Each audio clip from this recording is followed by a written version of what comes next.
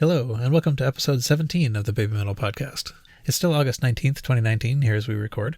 The podcast is a place where we gather on alternate weeks to discuss news and thoughts on the past and future projects of Baby Metal. We invite you to join us, whether you're a longtime fan or have only just arrived. I am Paul, and I am joined by Kevin. I'm still here. Welcome back. And Garrett. Hello. All right. We are saying this in this strange way because this is sort of a continuation of the previous one, but we are specifically going to be talking about the 30-second previews that we got of all the tracks from Metal Galaxy. So the story is that on some of the particularly European retail sites where you can pre-order Metal Galaxy, some point, I think it was maybe even just yesterday, the preview buttons were discovered to be on, and it was possible to listen to 30 seconds of each of the tracks. Presumably, basically what happened is that I think we believe it was Ear Music sent out the previews for all the tracks, and some of the retail sites didn't quite understand that it was still supposed to be secret. Some of those sites, it was up on, I think, 5 or 6 different sites, and some of them are gone now. Not all of them are gone. They were out in the actual world. It wasn't like anybody stole the file and sent it around. So I think it's okay to talk about them, but some people may not want to talk about this or hear about this in advance, and so stop listening if you are such a person. The other thing I guess I might want to say about this is that these previews are kind of like an arbitrary 30 seconds. I mean, it's not probably entirely arbitrary, but it's like second or third 30 seconds or something. So it's just some arbitrary chunk of the song at a very low bit rate. So in a sense, I almost don't even understand why they exist, because they're supposed to be something that you listen to and decide, like, is this something I want to listen to more of? You know, do I want to buy this album? But they're crap quality, right? You know, and so I can understand from the artist's side why they really don't want this to be the thing that is representing the album. And I think we should all kind of keep that in mind, that we're listening to, you know, pretty poor versions of what we're going to get, these 30 seconds of each track.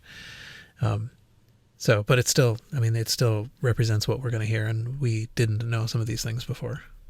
Anyway, that's all I wanted to say about it. Maybe we can start at the top of the list with Future Metal. Confirm that was actually what was being played at Legend M, right? Both Legends Y&M or Sun and Moon shows. It also was played at Summer Sonic too, I think, right? Didn't they use it? Yeah, I believe so. Yeah. We didn't see it in the stream, of course, but... Well, we didn't see anything in the stream, really. Yeah. But right, yeah, so it starts off... We had the track list last time, and the first track is Future Metal, and we can now hear that it was, in fact, the thing that was playing behind the video. Yeah, the weird EDM, you know, fasten your neck brace, prepare to headbang, welcome to the future, baby metal, that kind of thing. I think it's a good opening track. I like it. It definitely sets the stage as something different. It builds hype. I don't know if I'd go that far, having experience. So it's interesting that you say that. This is, maybe we can have an interesting conversation about it because we have very different perspectives. I first heard this in the middle of the concerts as an interlude, as a chance for the girls to go catch their breath and that kind of thing. That'd be a totally different experience altogether. Like from the outside here, it sounds like it fills a spot of Baby Metal Death or In the Name of. It seems to me at least that's where they wanted on the album, right? BMD was track 1 of the first album. This is our track 1 for the third album.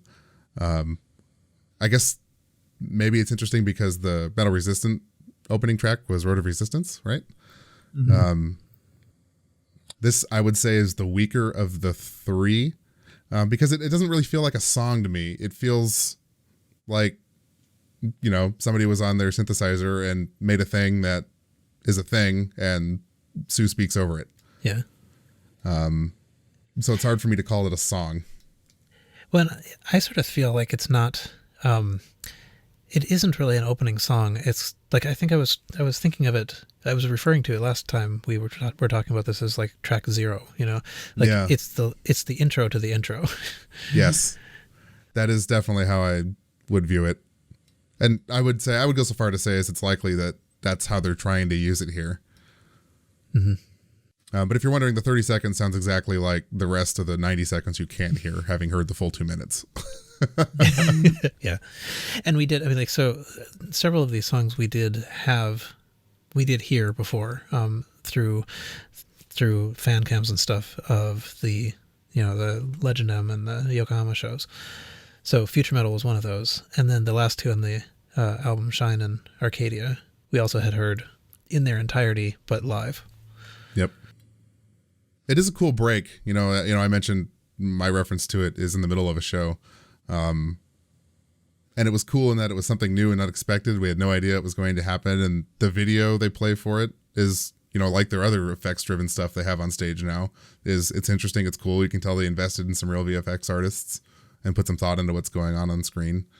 As far as it having a spot on the album, I think that's kind of interesting. Mostly because when we were talking about Koba a couple episodes ago, he had mentioned that the second album also had things that had already been recorded and written, and they were just kind of pulling things together to come up with an album, right? I think that's kind of paraphrasing what he said a little bit. So it makes me wonder what was the thought process? Like I would want to ask him if I had the opportunity, what was your thought process behind including this on your album? Right. If we jump back to the interviews, I want to say the Keaton one, it does say, trying to find, they're talking about the further evolution of kawaii metal. And I think that song might define it a little bit, because not trying to get too far ahead of myself here, but it does sound like there's a lot more EDM and electronic stuff going on in each song. Yeah. But it is called future metal. Yeah. Yeah. I mean, well, not just future. On the shallow end, just trying to interpret what's going on based on the name, it's clearly a transition point. They're using it to say, going from the one at the end of Metal Resistance to Future Metal, we have made a transition. Here's what's next. Mm-hmm. So I get it, but I'm just curious. Mm-hmm. I'm curious if there's more behind why they chose to include that. Yeah, and I mean there are little sort of instrumental breaks and stuff that didn't go in. I mean, for a long time I thought like the Laura outro from last year wasn't going to go in, and then it showed up. It showed up being Shine, but yeah. But there was a little kind of like instrumental thing that they did, I think, repeatedly in front of Papaya. That it seems unrelated to Papaya, but that's the position it was in, and that, as far as we can tell, is not featured anywhere here. Sure. Well, it's not the first time they've used a live, like, produced synthesized intro for a song. A lot of their older stuff does that too when it's live. Mm-hmm. As a we need to get a drink of water and get back to position one for the next song kind of transition. Right. Have to find well, I guess they don't actually have towels now that I think about it. So, but okay. Yeah. So, after Future Metal, we have Dada Dance. And so that's the one that has that Tak Matsumoto in it from Bees. And I have not actually gone to listen to Bees. They, we know they're super, a big seller in Japan, super popular. But I don't know what they sound like. Yeah, I have no clue. But the song Dada Dance sounds pretty great so far. We only got 30 seconds of it. I'm pretty happy with it. Like, I still think Arcadia is probably one of my favorite ones, but it has a nice catchy flow to it. Huh. All right, I've collected myself. Sorry. Okay. Our chat put something pretty hilarious in reference to this, and it took all of my effort not to laugh into my microphone. Yep. Congratulations. Thank you. I really like the guitar behind what's going on here, and we came to the conclusion that Tak Matsumoto is a guitarist, right? Yeah. I do really like the guitar behind what's going on there. It gives me a kind of almost like an 80s hair vibe, as far as a progressive kind of rock sound behind what's going on. I hear that. Yeah, it is. It's very sort of driving. Yeah. Yeah. Oh yeah, totally. And our chat, I think, correctly pointed out everything else is kind of Eurobeat going with it, which is, I don't know, to me, kind of an interesting combination. The first thing I definitely heard was the guitar in the background, and I loved that. I'm really curious to hear what the rest of the song sounds like now. Yeah, I think I find that is, the refrain that I have with all these new ones is that I feel like I know something, and I feel like I am left with two new things I don't know for Right. every one thing that I've learned. For sure. I guess my impression was I still found it a little bit. The vocal line I found a little bit surprising. Like it sounded a little more poppy and less metal to me than what I was anticipating. But Same. I think our chat said, and I agree with this, it sounds like something you'd hear on Dance Dance Revolution. Yeah, for sure. And I suppose maybe that's more relatable to our generation, Paul. well, but maybe our listeners can kind of figure out what that means. Yeah. And I mean, it's true that some people have pointed to maybe this one in particular as being kind of Ine-esque in a way. Mm-hmm. I haven't heard it, but I've heard people say that. So It okay. reminds me of Ine. Yeah, I don't know that I hear that. It's like the same sounding synthesizer. It's not really the same melody at all, but it's got that bouncy electronic music going along with it. I suppose.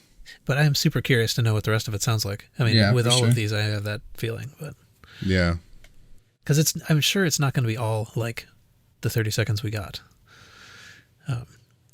So anyway, so that one's new. We didn't know a thing about that, and now we know a thing about this. Anything else you wanted to say about the Dada dance? I did read that apparently, and of course this is secondhand knowledge, so take it with a bit of a grain of salt. Of the previews, it's not playing so well with Japanese fans. It's apparently not as popular as some of the other tracks from what we've heard so far. So I don't know what that means, but it's something I heard, so I thought I'd mention it. That's interesting and surprising in a way, because I would have thought that Tak Matsumoto himself would have brought a lot of the Japanese along. So, You think? Well, but I mean, it might well be that these are non-overlapping sets of audiences, right? well, I'm sure there's non-overlapping sets of audiences, but they might have brought people in, but it might not be what they expected. They might have had an expectation knowing him, and it didn't meet that expectation too. So, Yep. hard to say. We only have 30 seconds here, so this is totally all speculation. Yep.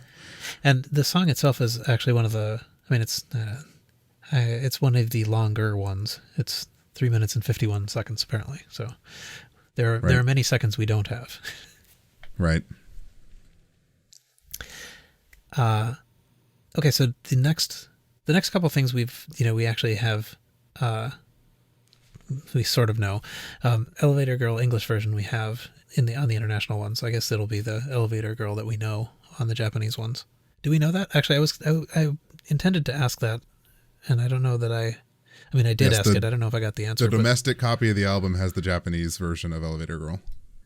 But is it unchanged? I mean, so if you bought it before, does it count as bought now in iTunes? That I don't know. I guess in the same vein, has anybody looked to see if they're the same length? I think they're close. I think they're like within a second or something. Reasonably close. Yeah. There is one change that we can hear in the English version of Elevator Girl, that doesn't come from the leak, but I mean, there's a little bit more echo put in. Yeah. I do think the mix is a little bit better in the English version than the original Japanese version that we heard. Yeah. But, so now what we need is a combined one. Yeah. Well, we might have the better mix on the Japanese version. Who knows? Yeah, that's what I'm wondering. But that'd be kind of weird for them to do that. But I don't know. They're doing weird things. Exactly. Okay, so I don't think there's much more to say about that. The fourth track is Shanty, Shanty, Shanty. So now we get to hear it in the way that it was recorded. What do you think? It's definitely more processed. The 30 seconds we have, it sounds pretty much the same as what we have live. You can just hear the effects more because they're not echoing through a venue or through a PA at a festival. Yeah, there's definitely some complexity. There's a even further background vocal that you can hear So like the 30 Yeah. seconds we have, it's actually, if, you know, assuming people kind of know the structure of the song, there's a kind of like a break in the middle where they kind of just dance around in a circle and don't, you know, like there's not much singing going on. And that's essentially the part that we got in our Yeah. 30 seconds. So, but it also has this kind of funny choreography with Sue kind of like bonking her head. Yeah. And you can hear at that point when she does that in the, you know, in behind the background vocals, there's a background vocal that goes bump, bump, which is kind of cool. That I had not heard before. It I like definitely it a lot. does showcase how much she crushes this song and how well written it is for her voice. Because it's, you know, it's really clear. Unless you heard the IEM leak, which you talked about a few episodes ago, yeah, you don't really get to hear how vocally complicated this is to sing, and probably really fun to sing. Yeah. So the other thing that I noticed about this is that definitely the sort of mixing level of the distorted guitar that plays there is much lower on the recorded version, to the point where I think, well, okay, so first of all, I've totally gotten used to the Glastonbury version, right? And in fact, actually, I'm pretty sure that this matches the other one, so it's not just a Glastonbury mix error. At the end of that sort of quiet bridge part, the guitar comes in pretty strong, leading into the rest of the, leading back into the song. Right. And that's there in our 30 seconds, but it's mixed way, way, way down. And I'm sort of thinking that so my hypothesis is, and now I'm just speculating, that they actually, that they committed to the recording before they started playing it live, or, you know, before we started hearing it live, and that will continue, that sort of like, this is an improvement that they have added since starting to do it live. I kind of wish it was on the album though, because I really missed that part of the guitar Quite possibly. crunching in. Well, I mean, they do a lot of neat things that, you know, the commies add a lot of personality to the music. And I think that's true of a lot of the songs from the albums. And that's one of the reasons I prefer the live recordings usually more than the studio version. Yeah. So, there was, I forget which song it was. It might have been Road to Resistance. There was something that they played, or maybe it was Yava. That they actually went back. They changed the recorded version was changed in response to how it happened live. We talked about this, and I've now forgotten what song it was. I have also forgotten. At any rate, it doesn't seem like that happened with Shanti Shanti Shanti. So, Not yet. okay, next new song that we didn't know before. Omajanai. So, hold forth. This song is heavy. Yeah, I'm gonna love this one. I've seen a lot of mixed emotions about this in different chats and on the forums, on the Reddit rather. Mm-hmm. A lot of people in the Discord saying yes, and I say yes, but I've also heard people saying they don't really enjoy it. It's funny how opinions just diverge on these. You know, the things that I really liked, other people really didn't like, and vice versa. And you know, But yeah, so this one is the one that has the Joachim Broden from Sabaton. Yeah, I think you can hear him in the thing. Yeah, you know, he's kind of singing along. We get what I expect is a kind of a chorus part. So, I mean, basically we just hear them kind of chanting "Oh Majanai" for a little while. But I like it. You know, it's, and I think there's some bagpipes, you know. There's bagpipes in it.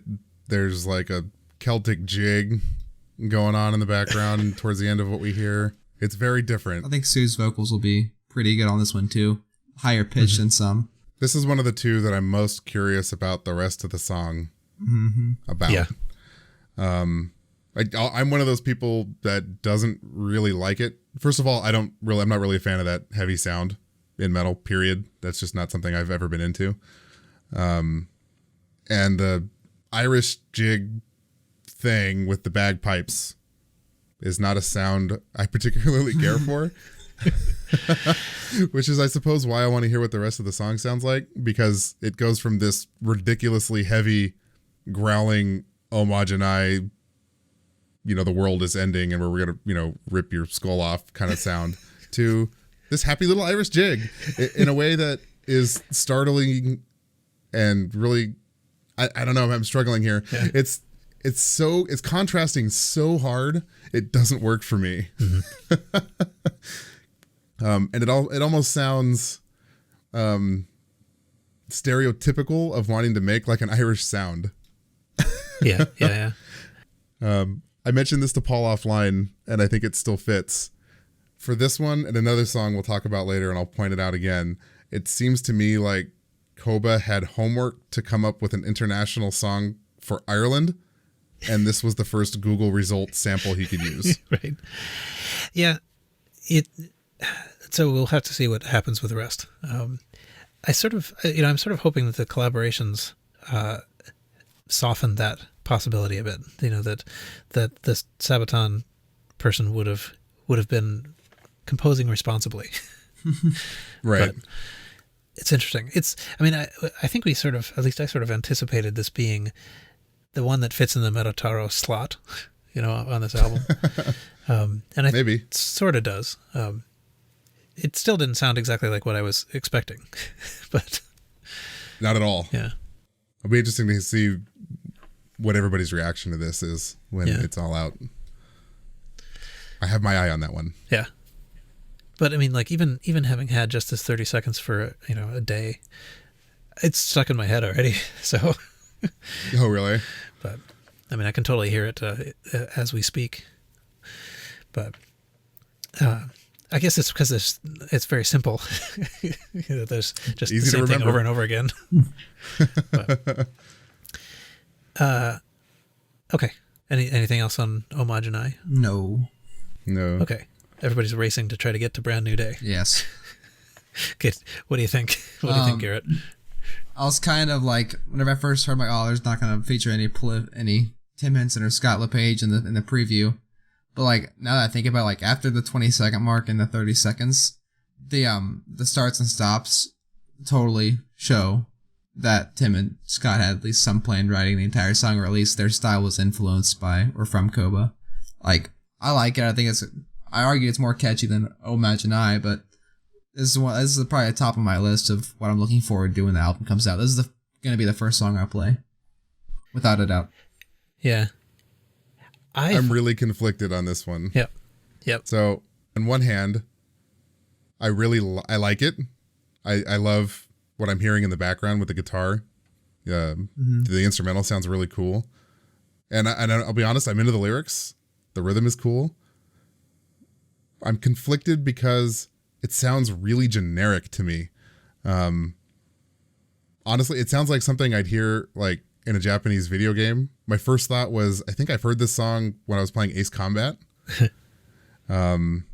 Yeah, so it's weird. I like it, but I'm a little disappointed by it, maybe. I think there's gonna be a lot more than what we have here, like we talked about previously. It's only 30 seconds. I feel like this song has a lot more to offer than just this. Yeah. I'm holding this to a very high standard. If it's nothing more than this generic bit that we have here, I'm gonna be a little bit upset.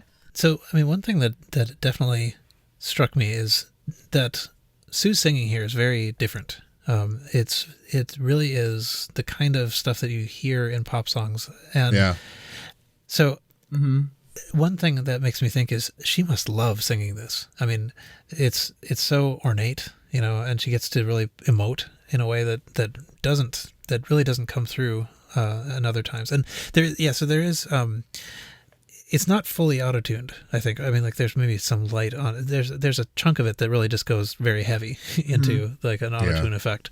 But I think when it starts, it's pretty, it's still pretty, it's pretty much her. She's able to kind of like do the vocal artistry, stuff that you kind of think of. There's just more. There's emotion in there that I think that she hasn't been able to express in other songs, and so I think that's cool. It is still very poppy. I know what you meant about the end bit, where the rhythm gets sort of weird. Mm-hmm. I think that's very reminiscent of Polyphia, but so I listened a little bit to Polyphia in advance of this. Like I finally said, all right, I'm going to go see what they sound like. And oh my gosh. Which one did you listen to? You piqued my interest. Well, the main one I listened to was a Goat. Oh, yeah, that's a good one. But, good one. But I mean, like, we don't hear any of that here, which means that we are missing. We have gotten a very non-representative piece of this song. I'm pretty sure. Yeah. I think you're right. Because they are just astounding. And I recommend the song "Batitude." I got really intricate guitar stuff. I listen to that one pretty often. I mean, I kind of wonder. I was almost kind of saying this in jest before about whether they're going to be able to play this, but I mean, these people are crazy on the guitar. Mm-hmm. I love the commies, but oh my God. I mean, maybe that doesn't actually manifest in this song, but I can't imagine. It's got to be really, really hard to cover a Polyphia song. Oh yeah, like I actually tried learning the intro to Goat. In fact, and I got like 4 notes in. Like normally I can go like a riff or 2 at a time. I got 4 notes. Yeah. So I'm kind of expecting a huge contrast that we are not hearing here. Yeah, but, I think you're right. Still, I do like. I sort of feel like the one thing that I thought about when I heard this was like, I'm not sure I don't want people to hear me listening to this, which is not a good sign. But we'll see how the rest of it develops, and I'll listen to it anyway. I am sure. I'm not going to skip it, but this is one of the ones that I feel like I've gotten 3 questions for every one answer I got. Where's Tim? Also worth mentioning, it's it's one of the longer songs too. It's 4:10. So yeah, I think the rest of it's going to be interesting. That's another one I have my eye on. All right. Anything else we wanted to say about that? Nope. Okay, everybody racing forward to Night Night Burn. So I think this is the, and of course we only have the international edition of the CD, so we only have, we're missing 2 songs here. We don't know a thing about those, but Night Night Burn is, I think, the one that closes the first CD on the 2 CD format. Yes. What do you think? Sounds heavy. So I said there were 2 songs in this track list that made me wonder if he had homework to stereotype what the sound of a country sounds like. This is the second one. Yeah. It's super Spanish. It's again, Google Spain, get first sample, insert into song. Yeah. So, I mean, like the structure of this is sort of like, there's sort of like singing, and relatively heaviness. And then there's this like one measure of little like Spanish guitar before it goes heavy again. I think I see what you mean, but yet because it is really just that one measure, I kind of think it works. I kind of like it. It's the fake horn, the fake synthesized trumpet that really does it for me on my point. Not so much the Spanish guitar with the bongo in the background. It just, of what we have, this one is my least favorite, at least from what we've heard, the 30 seconds. I wonder if they're going to play that little guitar part on electric guitars live. Maybe. Because I think that would change it up quite a bit. If that part's repeated at all throughout the song. I mean, I would hope that they would play it clean though. Still, I mean, like if it wouldn't be distorted. It would like the what is it, the Java intro or something. But that's not what I'm thinking of. I don't know. Anyway, it doesn't matter. That's old news. We're talking new news. And yeah, so the end of Night Night Burn also sort of turns into like the James Bond theme for some reason at the end of our 30 seconds. Yeah. People in the chat are reminding us that the name Night Night Burn is probably kind of a pun on the Japanese version of peekaboo. I think we actually even mentioned that before. But we did. Yeah. Inai Inai Ba. So Inai, something like that. Inai Inai Ba is so it sounds like the English Night Night Burn sort of, and so it's probably somewhat related. Anyway, yeah. Again, we have 30 seconds, and I wonder what the other 3 minutes and 10 seconds are like. Yeah. This one doesn't do it for me. At least what we've heard.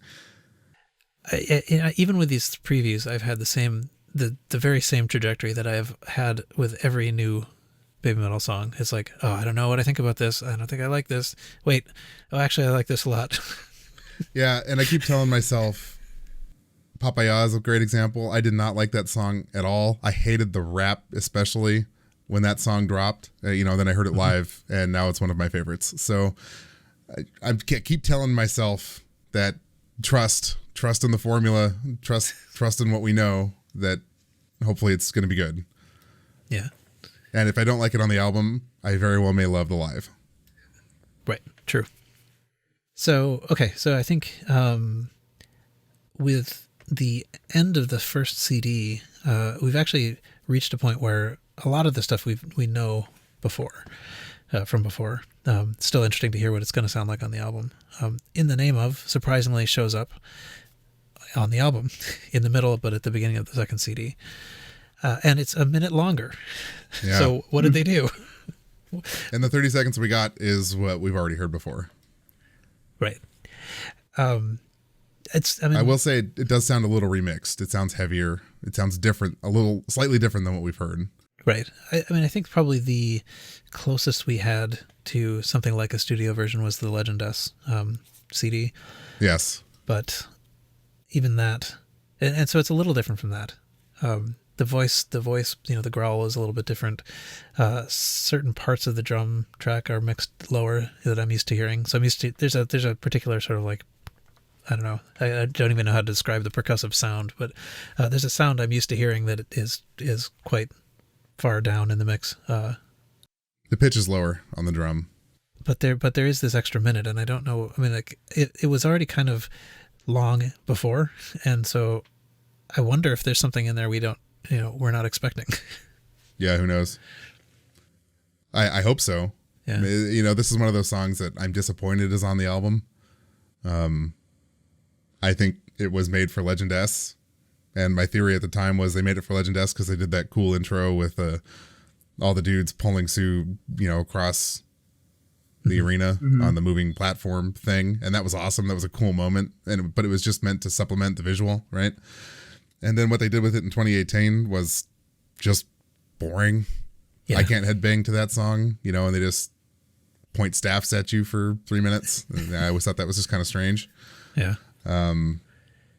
It worked in Legend S though. It definitely did work definitely worked at Legend S. So I'm hoping that minute makes up for it.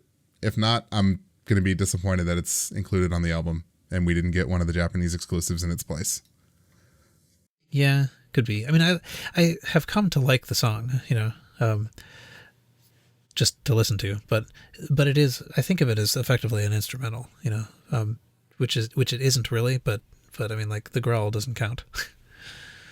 Yeah. I mean, I can't headbang to it. As far as instrumental goes, it's not terribly exciting. It's the same riff for 3 minutes. Right. Right. No, yeah. We'll see what's in the extra minute. Color me skeptical. Yeah. Then the next one is Distortion. So that's the one that features Alyssa White Glues. And it's, if you look on iTunes, it does not count as, like, if you bought it before, you will be buying it again because it is different. Yeah. But what we hear in those 30 seconds is almost indistinguishable, if not actually indistinguishable, from what we had before. So we don't know what her contribution is.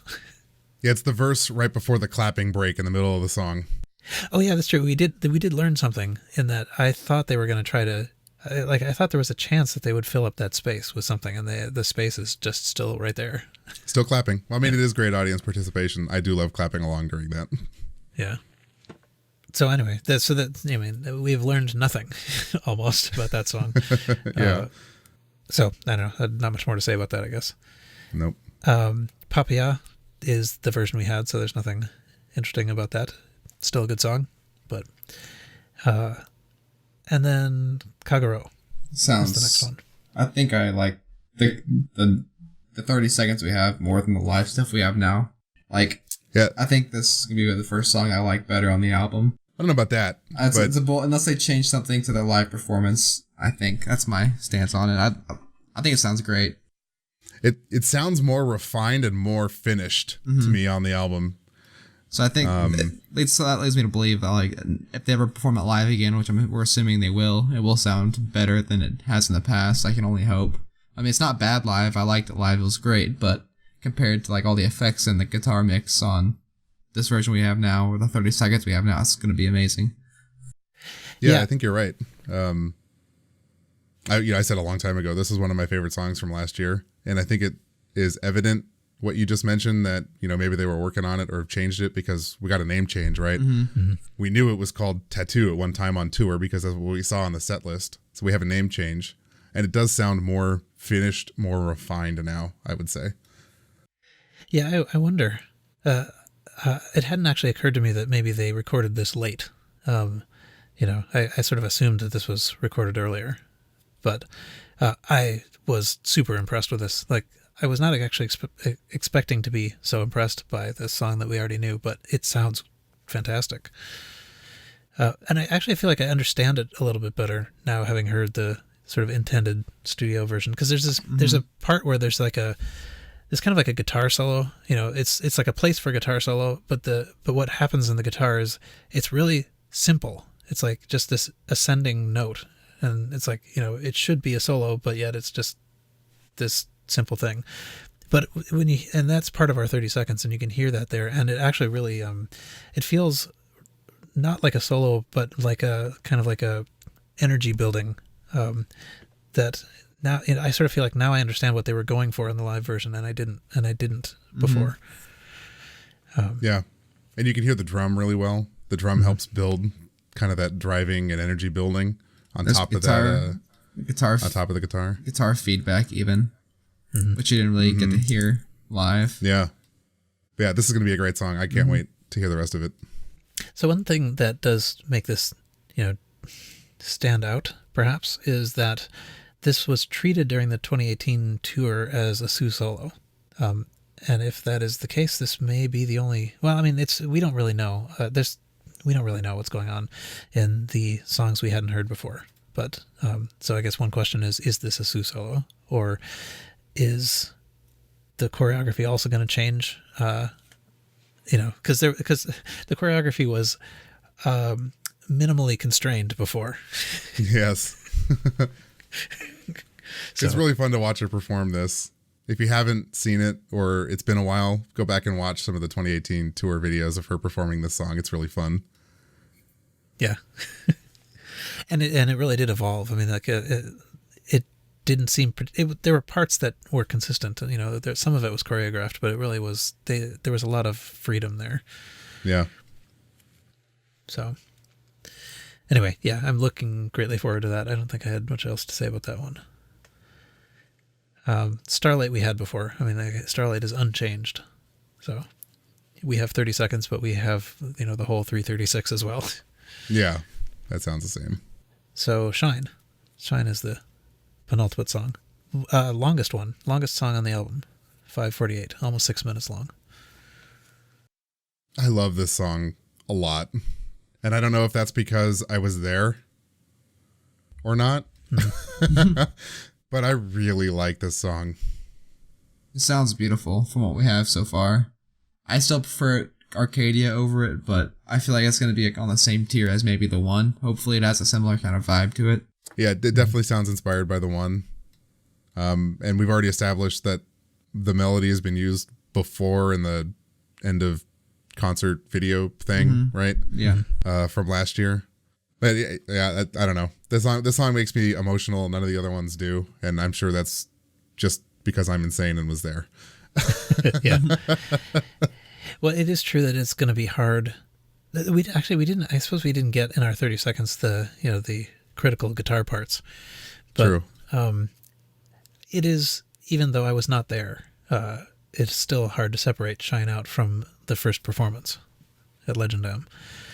So, I'm going to like it because of that, but I'm tempted to think that I'm going to like this more than I like The One. The One feels like it's getting a little bit old. Yeah, it's interesting you bring that up. Because I'm just thinking about it now that you mentioned it. I don't listen to The One super often, and when it comes out in the car, I want to say I'm like 50-50 skip, listen. Yeah. And it's not that I don't like the song. I really do love The One, especially live. Being with everybody in that moment is still always going to be special. But I think you're right. I do think it is a little stale now. And it would be great if Shine kind of took its place, I think. Mm-hmm. And I guess probably also a lot of the situations in which I would be hearing the one, I'm hearing it at the end of a live show where it just gets stretched out unbelievably long. So that doesn't That's help. never bothered me. Because by that point, I don't want the show to end anyway. So yeah. No, that's, well, I definitely remember that from seeing them, that like I was not looking forward in a sense to the one starting, because that means it's just ending. Right. But yeah, so I mean, I guess we talked a bit about like what we thought of the song itself before. I don't feel like this felt familiar to me, this 30 seconds. So cleaner, nicer, I'm looking forward to hearing it, but I don't have new opinions about it. Sure.